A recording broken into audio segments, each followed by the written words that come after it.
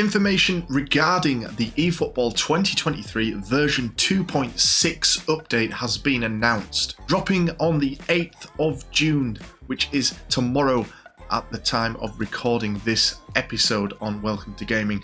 We will see the next phase of eFootball launch. They are planning to introduce the following features in the update. New feature for users to reset progression points using GP. Now, I think this means the training that we've been able to do, the level up training that we've been able to do on players that we've acquired through our dream team. This is actually a good announcement for me, as I've recently figured out that some of the training I've applied to some of my players isn't the best way to max out their potential. Using a site called eFootball Hub, which many of you will probably have heard of, is a great way for you to see how to max out your player potential with level training. So if you've done anything wrong, or you need to change the progression of how a player fits into a team affinity, you're going to be able to reset them and reapply your training. Now, it is going to cost GP apparently, and we will have to wait and see how much GP it will cost you to reset your players' level training and progression points.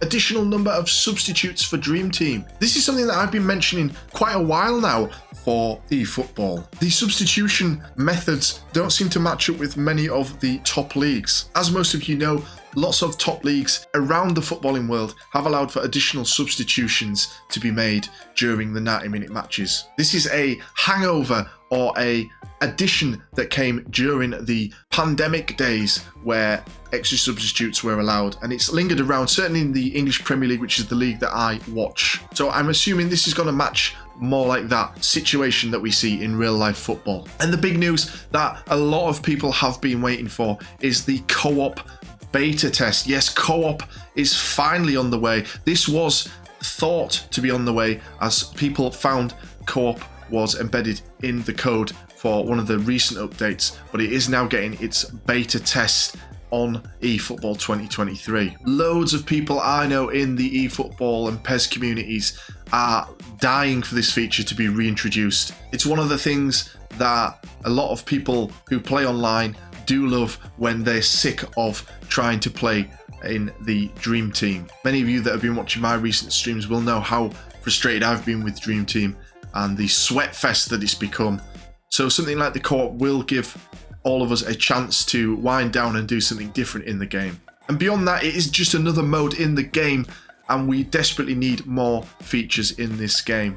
So this is going to be a test period to assess the online performance, and the test will run from the 8th of June until the 22nd of June. So not a long test period really, couple of weeks. It's interesting that they have to test the feature, and they've said that further details will be communicated at a later date.